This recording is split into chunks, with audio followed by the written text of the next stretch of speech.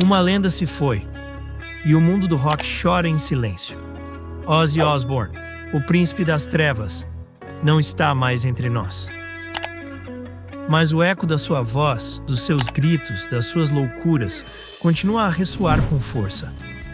E na sua cidade natal, Birmingham, as guitarras não se calaram. Ergueram-se ao céu para saudá-lo como ele merecia. O evento Back to the Beginning não foi uma simples homenagem, foi um ritual. Uma celebração do caos, da arte e de uma vida vivida sem arrependimentos. Hoje vou te contar como todo o rock se reuniu para dizer adeus ao homem que mudou tudo. Em Birmingham, onde tudo começou, não poderia ser em outro lugar.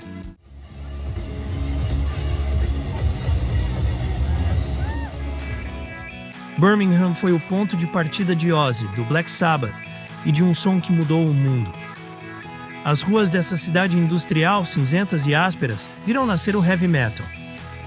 E foi ali, onde as fábricas rugiam mais alto que os rádios, que John Michael Osborne sonhou em fugir. Back to the Beginning foi muito mais do que um nome, foi um retorno às raízes. Uma forma de fechar o ciclo onde tudo começou.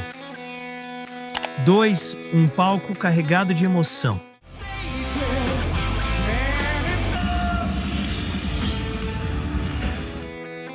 O evento aconteceu no centro de Birmingham, diante de milhares de fãs.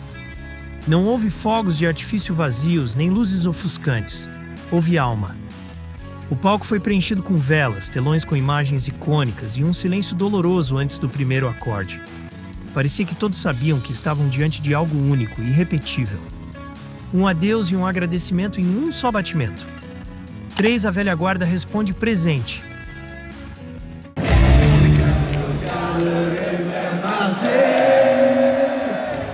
Muitos achavam que Tony Iommi, Geezer Butler e Bill Ward não viriam, mas eles estavam lá. O núcleo do Black Sabbath, reunido pela última vez, olhou para o céu com os olhos marejados. Tony pegou sua guitarra e as primeiras notas de Children of the Grave estremeceram o público. Não foi preciso dizer nada, o riff disse tudo. Ozzy não estava ali, mas sua presença era mais forte do que nunca. 4 bandas lendárias unem-se na homenagem. Durante a noite, o palco de Birmingham transformou-se em um altar de gratidão. Não foi um simples desfile de bandas, foi uma procissão de discípulos saudando seu mestre. Os Metallica subiram ao palco entre os primeiros. Com uma versão visceral de Paranoid, fizeram o chão tremer. James Hetfield mal conseguia conter a emoção ao tocar o riff inicial e, na ponte final, parou de cantar para deixar que o público continuasse. Milhares de vozes repetindo "Finished with my woman 'cause she couldn't help me with my mind", como se quisessem gritar aos céus.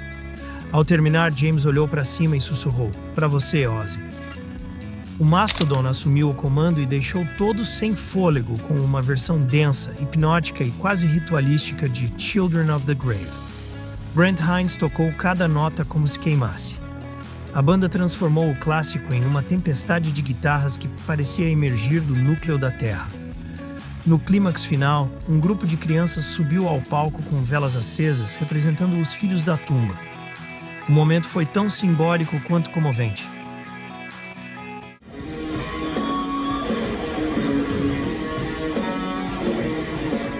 O Slayer acendeu as brasas do inferno com uma interpretação brutal de Mr. Crowley.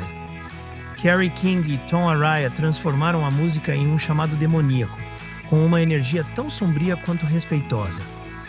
Durante o solo original de teclado, uma imagem em preto e branco de Ozzy com uma capa preta, sorrindo na sombra, foi projetada.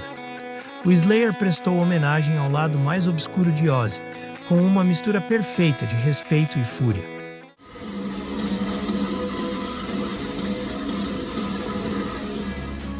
O Pantera, liderado por um emocionado Philip Anselmo, trouxe de volta o caos com Crazy Train.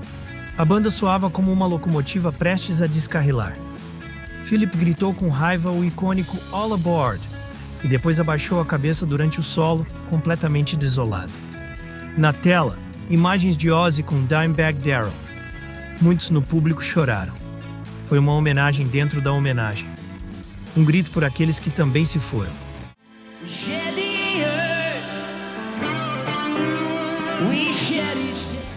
Até músicos mais jovens, como Youngblood, estiveram presentes com uma versão acústica de Dreamer. Apenas um violão e uma voz quebrada. E nesse minimalismo talvez tenha existido um momento mais íntimo da noite. Quando ele disse: "Faço parte de uma geração que encontrou em Ozzy um lugar onde não se sentia sozinha, ninguém ficou indiferente." Cada banda, cada nota foi mais um tijolo nesse monumento invisível. Um que não se vê, mas se sente. Porque a verdadeira catedral do rock não é feita de edifícios, mas da alma de quem ousa prestar-lhe tributo. 5 momentos de arrepio.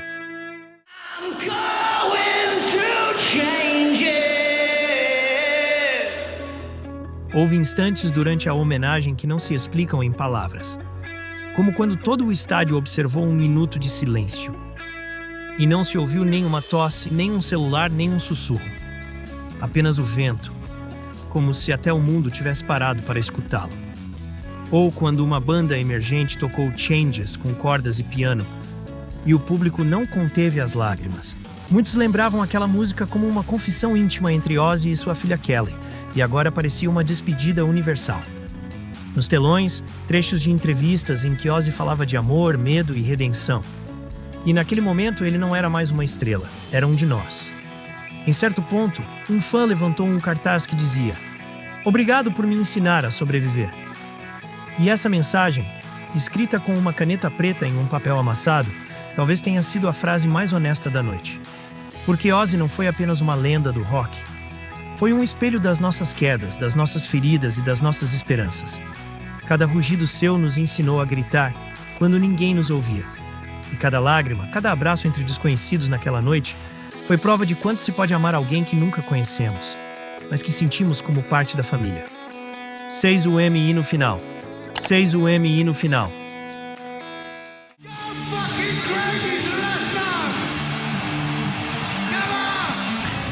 A noite terminou com uma interpretação coral de Dreamer.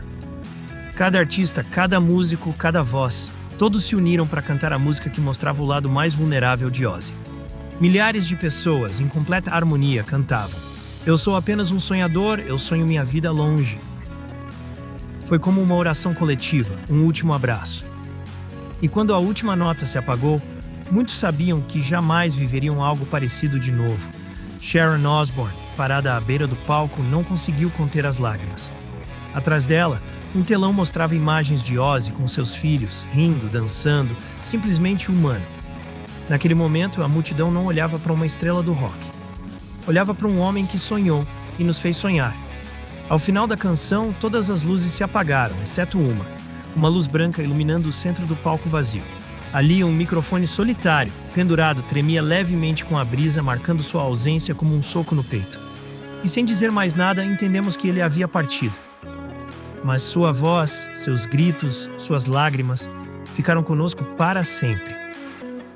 7. Um legado eterno.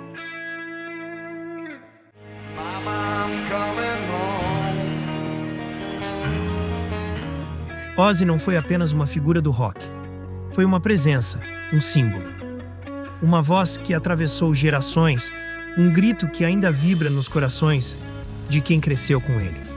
Dos bairros operários de Birmingham aos maiores estádios do mundo, sua foi a história de um sobrevivente que nunca desistiu. Cada queda foi mais um capítulo da sua lenda, e cada retorno, uma prova de seu fogo interior. O homem que cantava a loucura foi, em muitos sentidos, o mais lúcido de todos. Soube transformar dor em arte e escuridão em luz. Ozzy era caos, mas também doçura.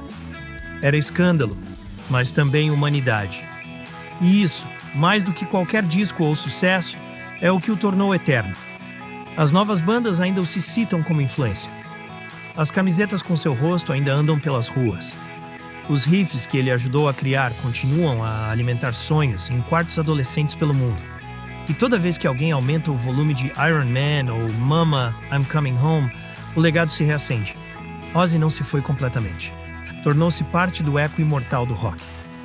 Ozzy não caminha mais entre nós, mas sua sombra continua a dançar em cada palco. E enquanto houver uma guitarra distorcida e alguém disposto a quebrar as regras, Ozzy viverá.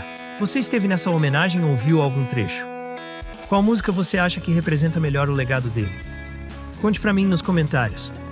Até a próxima, onde o rock nos fará nos encontrar novamente.